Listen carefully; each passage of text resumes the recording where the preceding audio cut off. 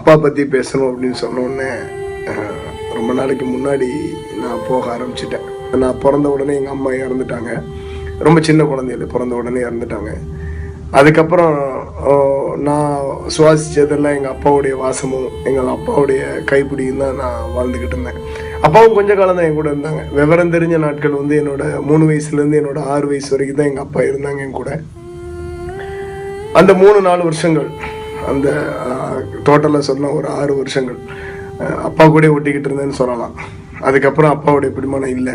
எனக்கு இன்னும் மறக்க முடியாத ஒரு விஷயம் என்னென்னா, அப்பாவுடைய இந்த ஆள்காட்டி விரல் தான். அப்பாவுடைய ஆள்காட்டி விரல்லாம் எப்போவுமே எனக்கு ஞாபகம் இருக்கும். ஏன்னா எங்கே போனாலுமே அப்பாவுடைய ஆள்காட்டி விரலை பிடிச்சிக்கிட்டு தான் போவோம். இது நிறைய எல்லா குழந்தைகளும் வந்து அவங்க அப்பாவுடைய விரலை பிடிச்சிட்டு போகிறதான்.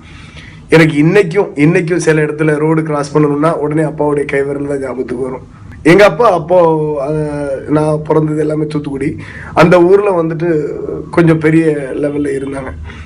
ஸோ அப்போ அவங்கள பார்க்க வர்றதுக்கு எல்லாருமே வருவாங்க, பேசுவாங்க. இந்த இந்த இந்த அந்த விஷயங்கள்லாம் பார்க்குறப்போ அவருடைய கம்பீரம், அவர் நடந்து கொண்ட விஷயங்கள், அதுதான். அந்த 6 வயசுக்கு அப்புறம் வந்து எனக்கு அப்பா இல்லை. ஆனால் அந்த 6 வயசு வரைக்கும் அவங்க விரல பிடிச்சிட்டு நடந்தது. அவங்க சொன்ன ஒவ்வொரு விஷயமும் எனக்கு இப்போ திருப்பி வரும். தம்பி, நீங்கள் தனியாகவே நடக்கலாமே, ஏன் நீங்கள் கைப்பிடிக்கணும்னு ஆசைப்படுறீங்க அப்படின்னு சொன்னது கான்ஃபிடென்ட். ஏன்னா ஒரு விஷயம் நடந்துச்சு எங்கள் ஊரில். அப்பப்போ அடிக்கடி இந்த கலவரங்கள்லாம் நடக்கும். நான் சின்ன வயசு, ஒரு 5 வயசு இருக்கும். 5 வயசில் எங்கள் அத்தை வீட்டில் படுத்திருந்தேன். அத்தை வீட்டில் படுத்துட்டு ஒரே சத்தங்கள், ஏதோ ஏர்லி மார்னிங் ஒரு 3:30 4 o'clock அந்த மாதிரி இருக்கும். ஒரே பிரச்சனை, ஏதோ சண்டைகள் அப்படின்னு நடந்தப்போ நான் விவரம் தெரியாமல் வீட்டை விட்டு எந்திரிச்சு வந்துட்டு அப்படியே ரோட்டில் நடந்து போக ஆரம்பிச்சிட்டேன். ஏர்லி மார்னிங் ஒரு 3:30 மணி இருந்துச்சுன்னா ஒரு பெரிய அதுவும் கலவரமாக நடந்துக்கிட்டு இருக்கிற நேரத்தில் வந்துட்டு நான் அப்படியே நடந்து என் வீட்டை தேடி அப்படியே போகலாம் அப்படின்னு அப்படியே போய்கிட்டே இருக்கிறேன். அப்படியே போயிட்டு இருக்கோம். ஊரெல்லாம் ஒரே கஜமஜத்தில், ஒரே சண்டைகள், இது பண்ணுகள். அப்புறம் அப்படியே போனோன்னா வீட்டு பக்கத்தில் போன உடனே எனக்கு தெரிஞ்சவங்க வந்துட்டு, தம்பி என்ன நீங்கள் இந்த நேரத்தில் வெளியே வந்திருக்கிறீங்க, வாங்க அப்படின்னு வீட்டுக்குள்ளே கூப்பிட்டு போய் படுக்க வச்சுட்டாங்க. ஆனால் அடுத்த நாள் வந்ததுக்கப்புறம் அப்பெல்லாம் ஒரே இப்போ இந்த பிரச்சனைகள்லாம் என்னென்ன இது பண்ணணும்னு தீர்த்து வச்சுட்டு, அடுத்த நாள் தம்பி எப்படி நம்ம வீட்டுக்கு வந்தாங்க, நைட்டில் அங்கே தானே படுத்திருந்தாங்க, அக்கா வீட்டில் படுத்திருந்தாங்களே எப்படி வந்தாங்க அப்படின்னு கேட்டாங்க. கேட்டப்போ சொன்னாங்க, இந்த மாதிரி காலையில் நடந்து வந்துட்டாங்க அப்படின்னு.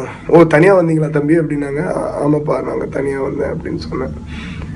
அப்போது ஓ அப்படியா, சரி அப்படின்னு ஒரு சிரிப்பு இருந்துச்சு. அந்த சிரிப்பினோட அர்த்தம் அதுக்கப்புறம் தான் எனக்கு தெரிய ஆரம்பிச்சிது. அதுக்கு அடுத்த நாள்லாம் போகும்போது நான் கை பிடிச்சிட்டு போவேன், விரல் பிடிச்சிட்டு போகும்போது, தம்பி நீங்கள் தனியாக நடக்கலாம் தம்பி, இனிமேல் நான் உங்களுக்கு தேவையில்லை அப்படின்னு சொன்னாங்க. அதுக்கப்புறம் கொஞ்ச நாள் கழிச்சதுக்கப்புறம் தான் தெரிஞ்சுது அந்த வார்த்தையினோட அர்த்தம். அப்பா என்னை விட்டு போயிட்டாங்க. ஒவ்வொரு நாளும் அதை நினைப்பேன் எனக்கு. ஏன்னா திருப்பி கிடைக்காத அந்த விரல் இன்னைக்கு வரைக்கும் சரி, இன்னைக்கு எங்க பசங்களை நான் அந்த மாதிரி பார்த்துட்டு இருக்கிறேன். இல்லை, நிறைய பேருக்கு வந்து அப்பா அம்மா கூட இருப்பாங்க, அவங்களுக்கு வந்து அந்த பெயின் தெரியாது. நிச்சயமா சொல்லணும்னா அந்த பெயின் தெரியாது. இல்லாதவங்களுக்கு தான் அதனுடைய அருமை தெரியும் இல்லையா? நான் அதனாலதான் நிறைய இடத்துல சொல்வேன்,